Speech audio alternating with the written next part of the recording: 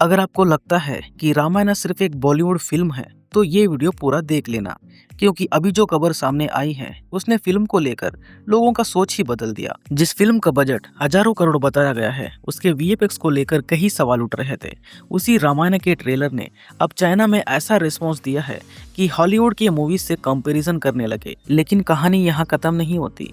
यश ने अब इस फिल्म के 4000 करोड़ वाले बजट का असली गणित समझा दिया है और यही बात सुनकर आपको समझ आएगा कि मेकर्स रामायण को लेकर कितना बड़ा बनाना चाहते हैं। सबसे पहले बात करते हैं उस खबर की जिसने सबसे ज्यादा अटेंशन खींचा है। रामायण का ट्रेलर को चाइना में जबरदस्त रिस्पांस मिल रहा है। रिपोर्ट्स के मुताबिक ट्रेलर ने चाइना में 10 लाख से भी ज्यादा व्यूज हासिल किए हैं और वहां के व्यूअर्स फिल्म के विजुअल की तुलना हॉलीवुड की बड़ी फिल्मों के साथ करने लगे हैं। अब सोचिए, भारत की एक पौराणिक कहानी जिसे दुनिया के दूसरे देश के लोग भी देखकर कह रहे हैं कि इसका स्केल काफी बड़ा है और शायद मेकर्स का सबसे बड़ा सपना यही है। अब आता है सबसे बड़ा सवाल, क्या सच में रामायण 4000 करोड़ खर्चा करने वाला है? तो इसका जवाब है हाँ, क्योंकि इस सवाल पर यश ने खुद कंफर्मेशन दिया है।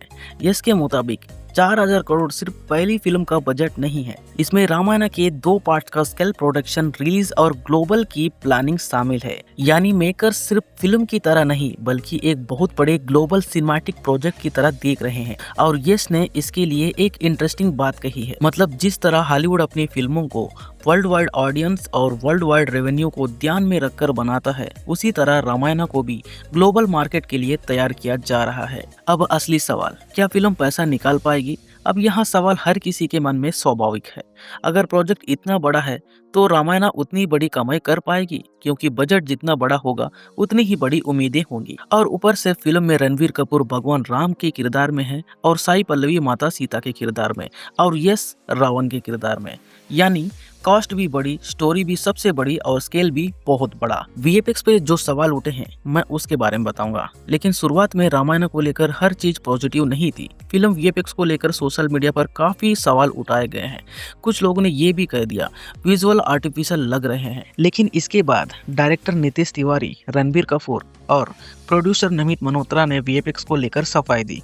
उन्होंने बताया कि फिल्म के विजुअल पर अभी काम चल रहा है और अभी फिनिशिंग वर्क भी चल रहा था। यानी जो ट्रेलर में हमको देखने मिला वो फाइनल प्रोडक्शन की तस्वीर नहीं थी। और यहाँ सबसे मजे की बात यह है, चाइना में काफी पॉजिटिव रिस्पॉन्स मिल रहा है। मेकर्स के लिए ये न्यूज काफी इम्पोर्टेंट हो सकता है। अब सबसे जरूरी बात, रामायण पार्ट 1 की इंडिया रिलीज 8 नवंबर 2024 बताई गई है। यानी दिवाली के आसपास ऑडियंस को ये फिल्म बड़े पर्दे पर देखने को मिल सकता है और ये पहला पार्ट होगा, क्योंकि रामायण को 2 पार्ट में बनाया जा रहा है। पार्ट 1 की कहानी दूसरा बड़ा चैप्टर पार्ट 2 में देखने को मिलेगा। लेकिन अब आप मुझे बताइए, क्या आपको लगता है रणबीर कपूर, यश और साई पल्लवी वाली रामायण भारतीय सिनेमा की सबसे बड़ी फिल्मों में शामिल हो पाएगी? क्योंकि इस तरह 4000 करोड़ के स्केल में दूसरी कोई फिल्म आज तक नहीं बनी है। और दूसरी तरफ है भारत की सबसे बड़ी पौराणिक कहानी और तीसरी तरफ पूरी दुनिया को पहुंचाने की कोशिश। अब देखना ये होगा कि रामायण सिर्फ बड़ी फिल्म बनती है या इंडिया सिनेमा का ग्लोबल लेवल ही बदल जाती है। अगर आपको रामायण की ऐसी अपडेट चाहिए तो इस चैनल को सब्सक्राइब कर लेना। मिलते हैं इसी तरह के एक इंटरेस्टिंग वीडियो में। Bye bye.